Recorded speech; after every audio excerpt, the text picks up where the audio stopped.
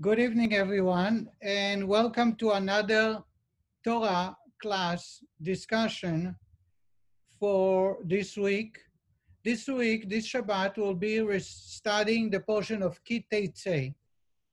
Ki Teitzei is a very important portion because it includes the largest number of commandments, a total of 77 commandments. And literally every verse is carries a separate mitzvah, a separate commandment. So I would like to start with a story and jump into the middle, one of the commandments that appear in the middle, and then perhaps we'll come to the beginning of the portion. A couple of years ago, about 12 years ago, a rabbi who lives in an apartment building, late at night, hears the sound of a crying person. He opens up the door and he goes downstairs to the entrance of the apartment building, and he sees a girl sitting on the stairs crying. When he turned to her, he looks at her and he realizes that this girl who just got married 3 days ago by him, he married that girl 3 days earlier. It's in the middle of the Sheva Brachot, the 7 days of celebration of the marriage.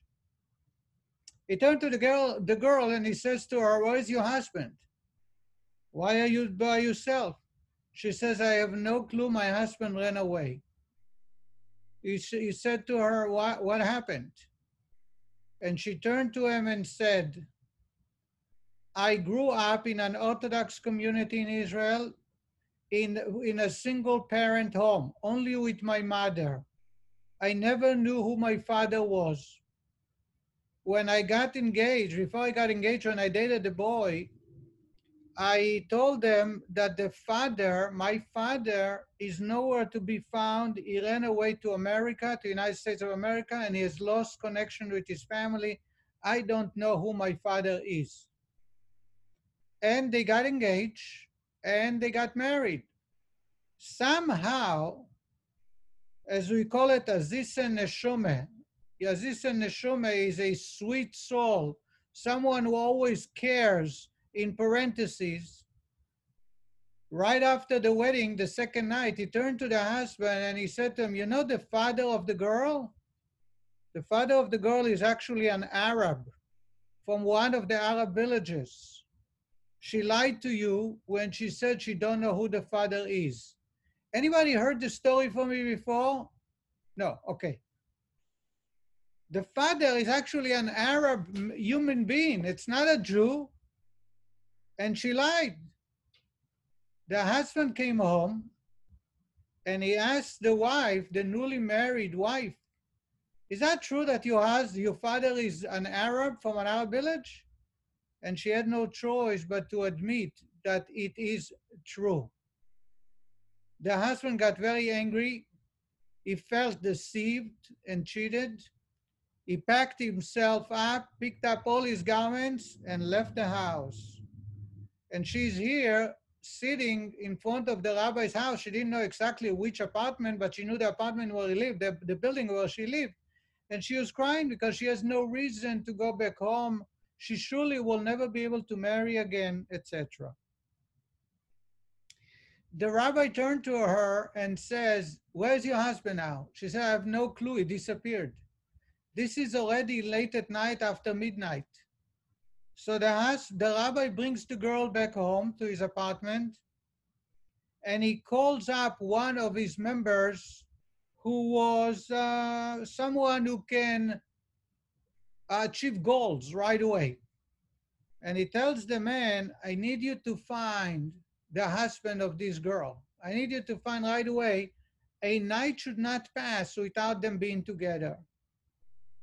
The man, an hour and a half later, shows up at the rabbi's house with the husband of that girl. The rabbi turned to the husband and says, "What happened?" And the husband said, "She cheated me. How can I live with a girl whom I cannot trust? And that's the start of our relationship, the start of our life together, and one of the most important parts of our life. She lied to me. The rabbi turned to the husband and he says, it is okay. She did nothing wrong. And what she did is not against Jewish law. She did not disobey, she did not transgress any law. And it is okay for what she did. You know why? 1700 years ago, there was a rabbi, very famous rabbi by the name of Rava. Rava lived in Babylonia, I believe in a town called Neharda, and he had thousands of disciples. One day, a man came to him, a young boy in the yeshiva, and Rava was very, very powerful. Many of his teachings are in the Talmud, discussed in the Talmud. A young boy in the yeshiva came to him and says, I will never have a chance to marry a girl according to my standing, because my father is not Jewish. My mother had a relationship with a non-Jew. They were not married, and I was born. And now I have no chance of ever living a good life. Rava turned to the student. This is recorded in the Talmud, by the way. Rava turned to the student and says to him, go to a place where no one knows you and create yourself a good name by learning Torah and acting kindly, and then you will find a good girl. Don't ever reveal about whom your father is, because no one would want to marry. No one, according to you standing, would want to marry you. And so he did, and he got married. The rabbi shared that with the husband, and he says, you know, Rava told the man to lie about his identity. And actually, it is not transgressing law, but sometimes it is a mitzvah so that the goal of getting married is achieved. And I want to, so then the husband and wife agree to share their life together, and the wife will not lie or cheat anymore, which she promised she wasn't planning to lie anyway. Why do I share that story with you?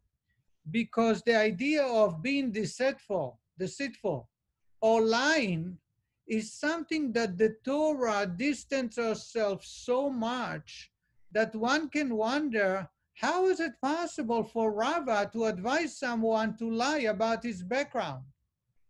In this week's portion, there are 3 places that God is warning us against cheating or lying. The idea, the concept of not to lie appears in the Torah numerous times. So in this week's portion, very briefly, I'll share with you the 3 places, and then we'll move on to try and explain the exceptions to the rule.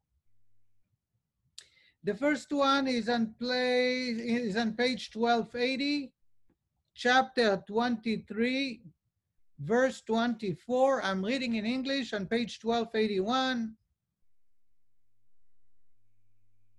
Be careful to carry out what is uttered by your lips, whatever you have pledged to God, your God, as a donation which you have spoken with your mouth. God is warning us to guard our tongue and make sure that if we make pledges to God, but also if we make any pledges to a fellow human, we must guard our tongue and fulfill that which we promise. In other words, it is totally unacceptable to say something which is not true. Second place is on page 1290. It talks about weight. Again, chapter 25, verse 11, verse 13, page 1291. You must not keep in your pocket 2 apparently identical weights, and yet one is a bigger weight and one is a smaller. In those days, they did not have electronic measures, so they had rocks or metal pieces by which they will weigh a pound, half a pound, etc. Not only you're not allowed to cheat, they used to make the stone, cheaters would make the stone appear to be like it's, let's say, a half a pound or a quarter a pound, but actually they would make it of an inferior material that did not weigh so much. Or they had all kinds of tricks, put in a rock surrounded by salt for a while, will remove some of the weight of the rock. There were all kinds of ways to cheat. The Torah in Jewish law tells us not only you may not cheat, you may not possess a rock or a weight that might be used for cheating. And I must preface that the Torah here is not talking about someone who's cheating by selling you less than what he tells you he's giving you.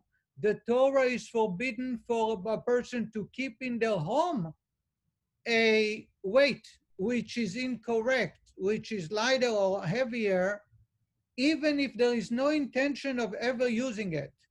According to Maimonides, Jewish law, it is forbidden even if I make a toy. For example, I have a weight, a rock or a piece of metal. When I was a child, that's how you would purchase vegetables in the grocery. You would have a scale, and they would put a quarter a pound, 100 gram, 200 gram, 500 gram, and that's how they measure. If the rock, sometimes some part of it is missing and you don't even notice, and to use it as a toy for children is forbidden. And the reason is because it may cause a person to trip and use it as weight, ending up cheating. So the Torah is distancing us so far from ever lying and cheating. The third place we see it in this week's portion is on page 1272, I think. And it talks about someone who is saying something which is not true about a married woman. Someone who claimed that his wife may have had an extramarital relationship before she was married. By Jewish law, if they prove that he had fabricated this, he will be fined 100 shekel he has to pay for doing nothing except telling people something which is not true. In addition to this week's portion, if you read the Torah, in the book of Exodus, God said, Midvar sheker tirchak, distance yourself from a lie. Not just do not lie, but distance yourself from people who might lie, distance yourself from a challenge that you might end up lying, distance yourself from a place or a situation that may cause you to stand in a challenge. The Torah's commandment is not enough not to lie. The Torah's commandment is not to be around people, places, situations that may cause a person to lie. And I must say that this is a great challenge and must be constantly channeled into our life, that not only we shouldn't be lying, but we shouldn't get ourselves caught in the place where there is a possibility for lying. If it's so, how is it possible that Rava not only allows for that young man to lie, but also recommended and advised him to go out and lie? As the rabbi told the young man that what his wife did for concealing her father's identity in order for her to get married to an appropriate man, it was acceptable and it's not considered a lie. So I am sure you can guess, like in every rule, there is an exception. And the rule of not lying has exception. I want to share with you those exceptions. There are 3 exceptions to the rule. We're going to go over them very quick because this is a very short span of time that we have. The first time that the Torah allows us to deviate from the truth. We're not allowed to lie. Those 3 exceptions is not allowing you to lie, but allowing you to say, I don't know, or to keep yourself quiet. The first one is b'masechta. Where are you learning? What are you learning? What book are you reading? According to Jewish law, you are not obligated to answer. And the reason is, you may not want to pride yourself that you are knowledgeable or that you're studying. So for example, someone who attends Yale or Harvard school may, if he's asked, where did you study? There is not necessary to tell the truth. You can say, I went to college, I went to university. You don't have to tell the truth because you don't want to appear as a haughty person. The second one, so that's one exception. B'masechta, which Talmud do you study, or how much Torah do you know, or which school did you attend or you attending? The second one is bepuria. Bepuria is in an intimate dealings with your spouse. You don't have to answer. If someone says to you, are you having a relationship, you're being intimate with your wife, how often, how is it the experience? You don't have to tell the truth. You can say whatever you decide. Of course, trying to not lie, straight out line, but you don't have to respond. And we are talking about a parent or a sibling or someone who really has the right to ask the question, yet you are not obligated to tell the truth. And the third one is ushpiza, a guest who is camping or staying with somebody. If he's asked, how are you treated? He don't have to tell the truth that they are extremely kind to him and they feed them so beautifully. Or if you are invited to a wedding or to a bar mitzvah or to a party, you don't have to tell the truth. And the reason is we want to take into account the host's interest. And if you share the fact that you're invited to someone's party, or you share the fact that this guy is a wonderful host, what it causes is that other people might get the idea that they want to also be treated that way, and they would also want to be invited to the party. And you end up causing the host a lot of headaches, trouble, and a loss. And therefore, the Torah tells us you don't have to answer that question. You may keep quiet, or you may say, well, I'm not sure. You don't have to tell the truth. So if someone says to me, were you invited to this party? Even if you are invited to the party, you are under no obligation to tell the truth. And you don't have to say, I plead the fifth, for example, which arises a suspicion that you are invited. You can just say, no, you don't have to tell the truth. So again, I'm going to summarize those three. The first one is the study of Torah, b'masechta, or the college or the knowledge that you possess out of humility, humbleness. The second one is intimacy, especially with one spouse. You do not have to tell the truth. And the third one is when being invited to a party or a guest at someone's house for a meal or for overnight, you don't have to tell the truth. How was the experience? Were you invited or not? However, there is one that supersedes all three, where it is not only allowed to tell a lie, it is a mitzvah to lie. All the three that I shared with you is allowing you to deviate from the truth. But there is a time when you're not only allowed to deviate, but you have a mitzvah to tell a lie. And that is when it comes to shalom bayit, a peace in the house between a husband and wife. Whenever there is a situation that when telling the truth may cause a rift between husband and wife, the Torah commands us to keep quiet.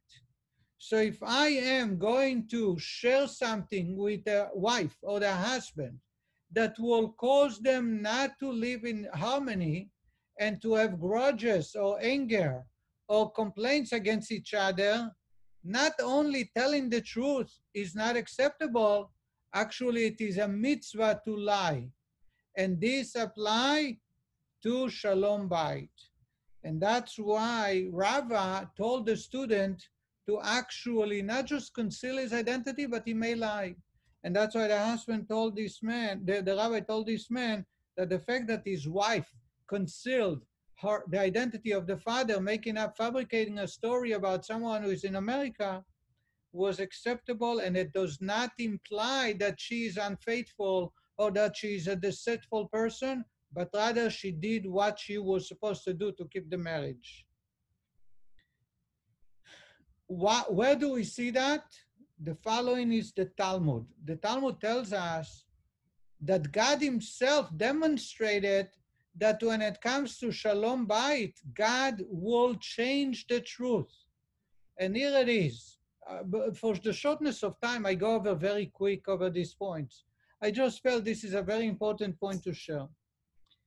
I am hoping that most of you are aware of the story of Abraham being 99 and Sarah being 90 or 89, and Sarah was barren, they had no children, and the angels come, 3 angels, to visit Abraham at the 3rd day of his circumcision, and one of the angels says to Abraham, next year, this time, your wife Sarah will be holding a child. Sarah is inside the tent. They were having a meal in the hut outside. Sarah is inside the tent, and she hears the angel's prediction of the future that in a year she will have a baby. The Torah tells us, "Vatitzchak Sarah bekirba." Sarah laughed to herself, saying, "Va'adoni zaken." My master, meaning Abraham, is an old man. He's unable to perform. He's not going to be able to produce a child. We read in the text that God turned to Sarah and in front of Abraham and says to her, why did you laugh, saying that you have withered and you cannot have a child? Now, Sarah wasn't laughing about herself. She was laughing about Abraham. She said, Va'adoni, my master Zaken, is old. He's too old to be able to impregnate me, to make me conceive a child. But when God is complaining to Sarah for not believing the angel, he is saying that she complained that she herself could not have a child. And the reason is, God did not want to cause a rift between Abraham and Sarah, making Abraham think that Sarah does not believe that he can have a child. In other words, anything that tempers a little bit in the relationship between husband and wife should be totally removed and not be exposed and not be coming to the open. And that's why the Talmud tells us that it is a mitzvah for Shalom Bayit not to tell the truth. And the reason is, as the Rebbe explains, that the entire Torah, every precept, every mitzvah God gave us is for the purpose of connecting the world and bringing peace and harmony. And therefore, anytime someone is tampering with peace, we say to him that is the opposite of what the world was created for, and therefore, please remove that statement or that saying.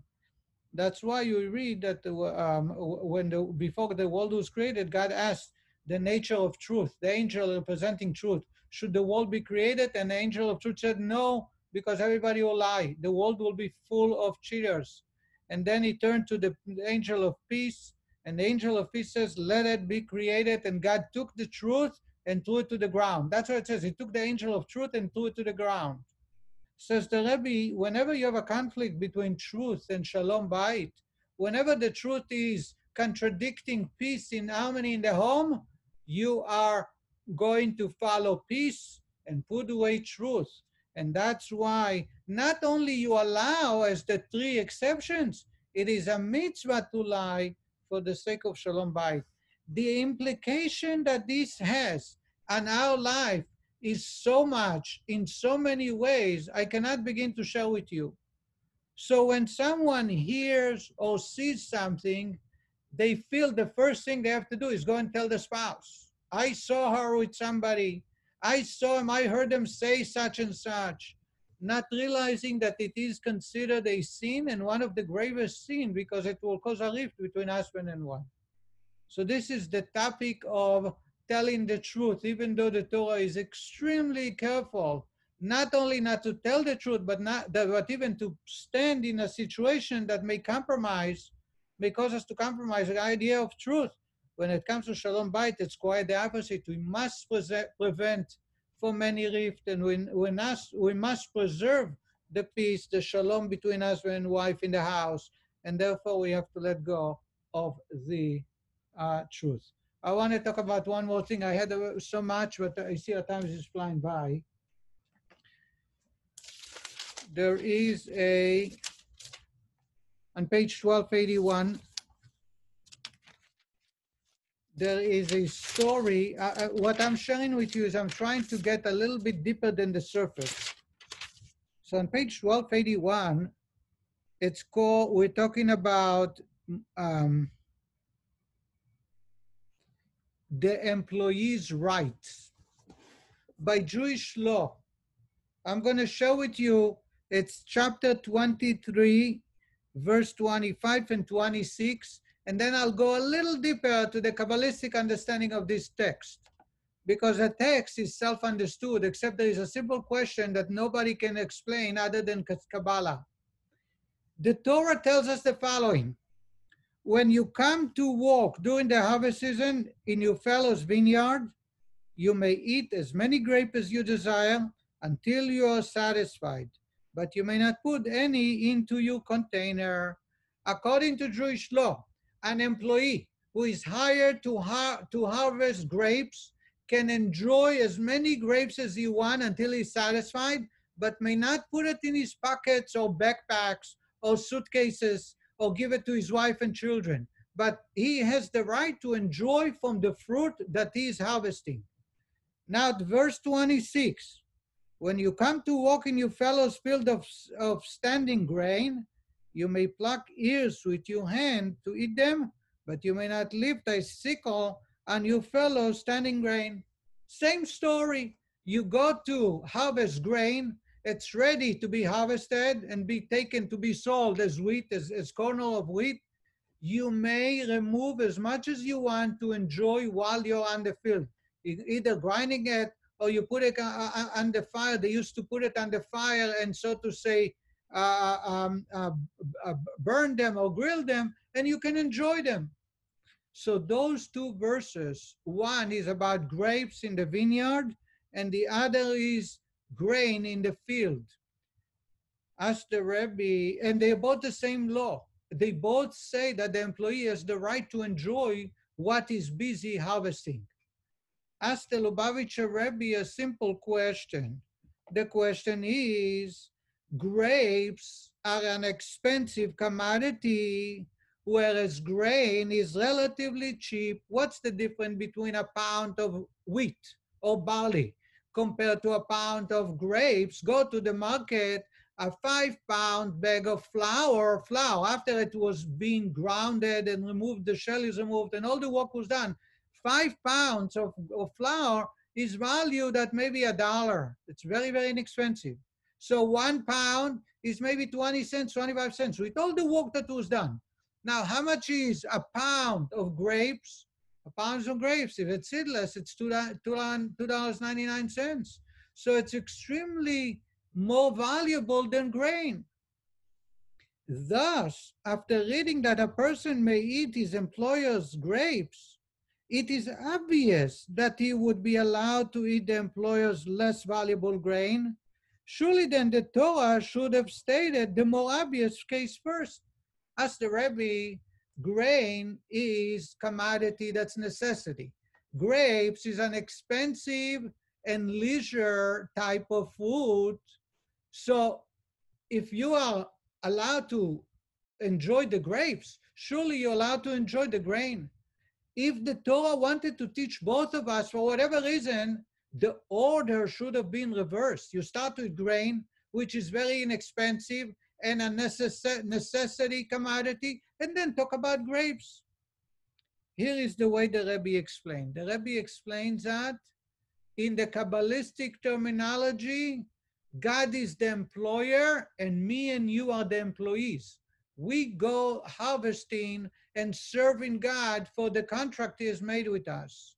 And says the Rebbe, this is Kabbalah, says the Rebbe, The distinction between grapes and grain is that the former is a sweet and tasty food. Grapes are sweet and tasty, eaten for pleasure, you enjoy it, whereas the grain is eaten as a necessary staple food. Grapes is sweet, it's pleasure. Grain is necessary. You must survive, you must eat it, consume it for survival. Says the Rebbe, a person who serves God in the matter of grain is one who sees the mitzvah as a necessary chore and fulfills the minimum required out of a sense of obligation. Someone who goes out to the field and is harvesting grain in the service of God, that refers to someone who feels it's necessary for his survival. He needs to be blessed by God. He is afraid of God's punishment. He wants to make sure his parents are proud of him. That's what represents grain. It does the bare minimum for what's necessary, and it does it out of just fear. Where on the other hand, one who serves God in a matter of grapes sees the observance of mitzvot as a delight and pleasure.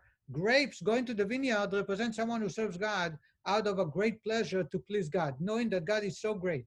God is so kind to him. He feels the little he can do is return back for what God has given him. So when he goes to serve God and he's doing a mitzvah, we do it with great fervor, a lot of joy, a lot of pleasure. He's happy, he's rejoicing, he's dancing. That's what grapes represent in the vineyard. That's why says the Rebbe, and therefore, when you are, that's the Jewish law. If you go to a vineyard, you're allowed to enjoy grapes. If you go to a field of grain, you're allowed to enjoy only grain. It represents the type of relationship I create with God, and God will reciprocate in the same way. That's why the more important one is coming first to teach us that if I dictate the relationship with God by comparing it to grapes of pleasure and sweetness, God allows me to enjoy the universe in the level of grapes, which is pleasure and extra and great sweetness. However, if I choose to live a life where I do the bare minimum to serve God, and all I do is just because it's out of necessity to survive, then the relationship is the same. God says, okay, you're allowed to enjoy grain from the field. In other words, I'll allow you to survive. I'll give you the bare minimum. You'll never have extra. You'll never have pleasure. You'll never feel sweetness. And that's why, says the Rebbe, the proper way of serving God is to be going into the vineyard, not to a field of grain, not the necessary relationship, but the pleasure and the sweetness. And that's why it came first, because hopefully majority of us will follow that way. I would like to conclude, everyone, by wishing you Shabbat Shalom, and I hope to see you again soon.